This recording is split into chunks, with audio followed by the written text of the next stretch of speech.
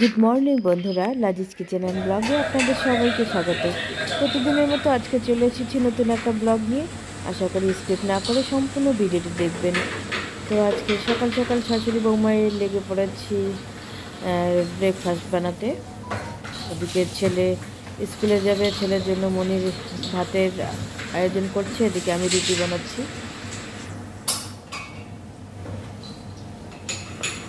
সংসার জীবনে প্রতিদিনই একই কাজ, সকালে উঠো, ব্রেকফাস্ট বানাও, লাঞ্চ বানাও, ডিনার বানাও। আর ওদিকে ভাইকে দোলনায় শুয়ে রাখা হয়েছে, ভাইও বিরক্ত হয়ে গেছে।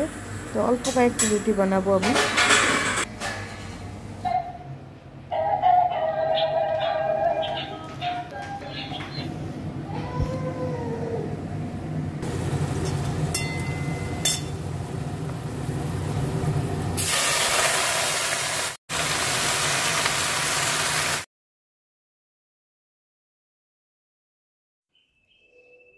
দুপুরে রান্নাও প্রায় শেষের দিকে।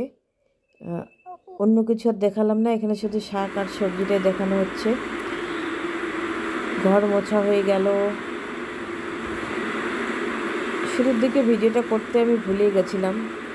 সত্যি কথা বলতে অনেক মাঝে মাঝে এতটাই ব্যস্ত থাকি যে কাজকর্ম শেষ হওয়ার পরেই মনে হয় যে একটা ভিডিও করলে হতো।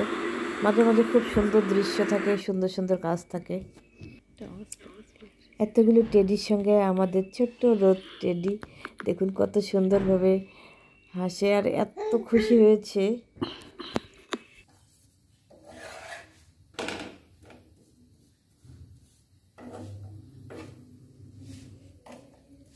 আজকে ডিনারের জন্য হচ্ছে রুটি। এখানে কয়েকটা রুটি বানালাম।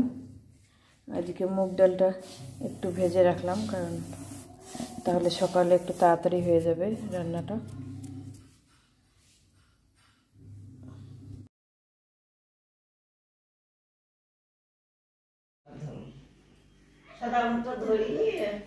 সাদা ঘর আবার কোনটা? নাও নাও বসো। রোদকে নিয়ে আমি এসেছি আমাদের যে নতুন রান্নাঘর হচ্ছে সেখানে। এখানে চলছে চুলো বানানোর কাজ। তো আজকে বৌমা আসলো, বৌমা হচ্ছে চুলো বানাবে এখানে। আপনাদের ব্যাক ক্যামেরায় দেখাচ্ছি আমি। এই যে নতুন ঘরটা করা হয়েছে, এটা চালা দেয়া হয়ে গেছে, অ্যাসবেস্টারের টিন দিয়েছে। আর এখানে হচ্ছে যে এখানে চুলো বানা হবে, জোড়া চুলো।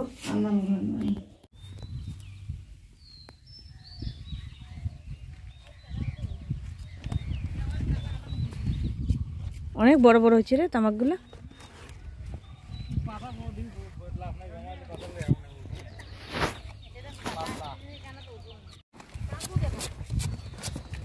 এত স্পিডে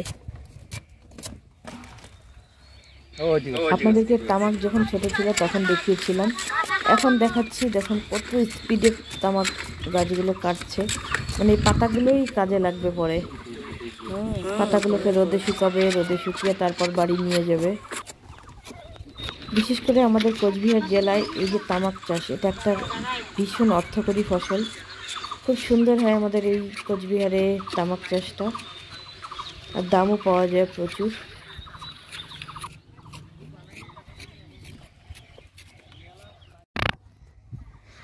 একদিকে তামাক কাটা শেষ হতে না হতেই জমি চাষ করে বোরো ধান, যেটা সেই বোরো ধান লাগিয়েছে। দেখুন জমিতে একটা করে ধানের শুধু গাছ লাগিয়েছে।